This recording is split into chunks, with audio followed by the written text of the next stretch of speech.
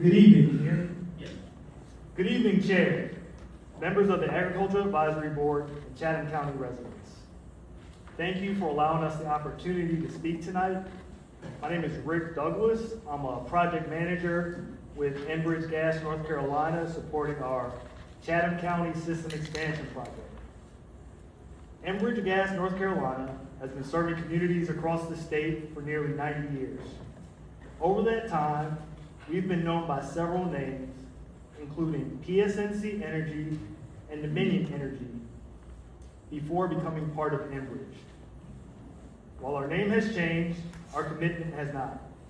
For nearly 70 years, dating back to the 1950s, our pipelines have served customers in Chatham County, delivering natural gas service safely and reliably. We remain dedicated to providing safe, dependable service for generations to come. We recognize the Agricultural Board role in considering issues that affect working farms and the importance of preserving the rural character of Chatham County. Tonight, we will focus on practical questions about productivity, access, restoration, and the ability of farms to continue operating successfully. As you know, we're evaluating a proposed 28-mile long, 12-inch diameter natural gas pipeline from Siler City to Moncure. It's intended to add system capacity, support reliable service for our existing 12,000 customers in Chatham County, and keep pace with the growth in the area. Landowners are essential to this process because they know details that may not be visible through aerial imagery or field surveys, including helping us identify productive fields, drainage features, irrigation, livestock movement, farm roads, equipment crossings, and future plans. We use that property-specific information to inform our final route decision and implement into our construction plan. It's important to distinguish between temporary construction impacts and long-term conditions. Construction is typically the period of greatest disruption because it requires adequate workspace, equipment access, and special soil handling. After construction and restoration, activity within our easements is more limited and focused on safe operation and maintenance of our natural gas system. During construction, practices used to protect agricultural land include separating topsoil from subsoil, managing erosion and sediment, reducing rutting and compaction where possible, and maintaining or restoring access. Restoration may include regrading, replacing topsoil, stabilizing and reseeding disturbed areas, and addressing drainage or other water management systems affected by the work. Restoration begins immediately after the pipe is installed and backfilled, and continues until the work area has been restored as close as practical to its previous condition.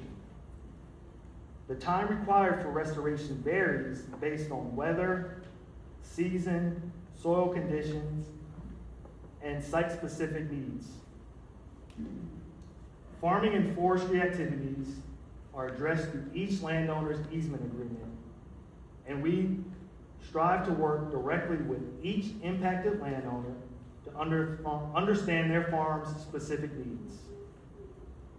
Specific to agricultural properties, during the easement negotiation process, additional compensation will be offered to account for supplemental agricultural considerations, including impacts to future crop yield.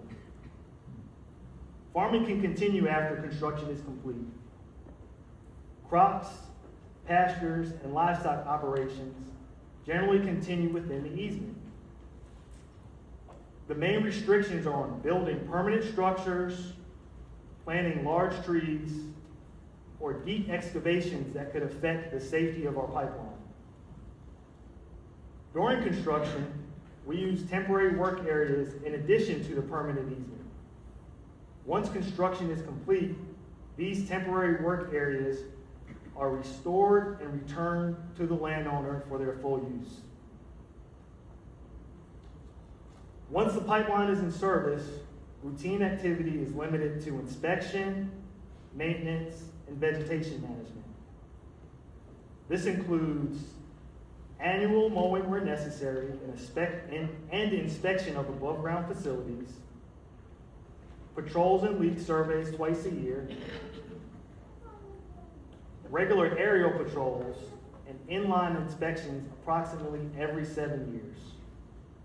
Chemicals are not used for routine right-of-way maintenance.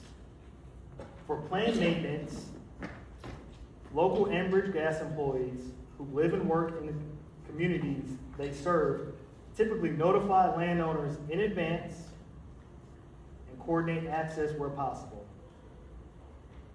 Active farm operations are considered when scheduling work, subject to safety, regulatory, and emergency requirements. We recognize every farm is different. Our goal is to understand how each property operates and to minimize impacts when feasible, maintain access where possible, restore affected areas, and address property-specific concerns throughout the process. At this point, I'd like to direct your attention to a presentation or some slides we prepared. Before we get into it, I want to note that every property is different, but these examples will hopefully help illustrate how agricultural land and use can continue once restoration is complete. Additionally, I want to note that all the photos you'll see are from North Carolina, and I'll highlight the ones that are specifically in Chatham County. So this photo shows agricultural land before construction activity begins. Next slide. This photo shows construction activity taking place. And so what I want to highlight is, note, this is a temporary condition. This is just during construction.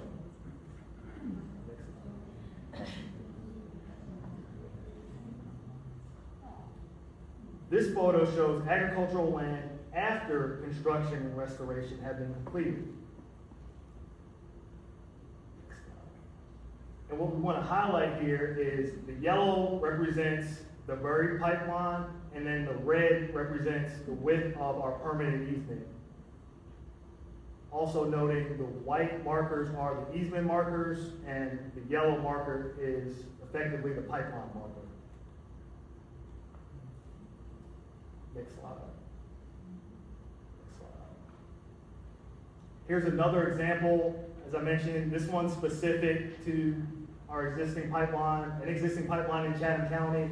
Next photo. Same, we highlighted where the pipeline and easement runs.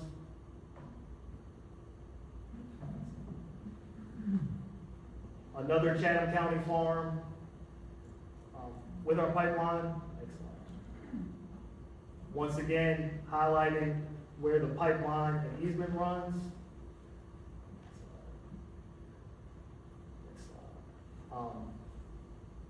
Similar in Chatham County, again, I also wanted to highlight something I didn't mention earlier is, recognizing concerns about livestock and access and impacts to fences. This is an example of a typical fence we would install.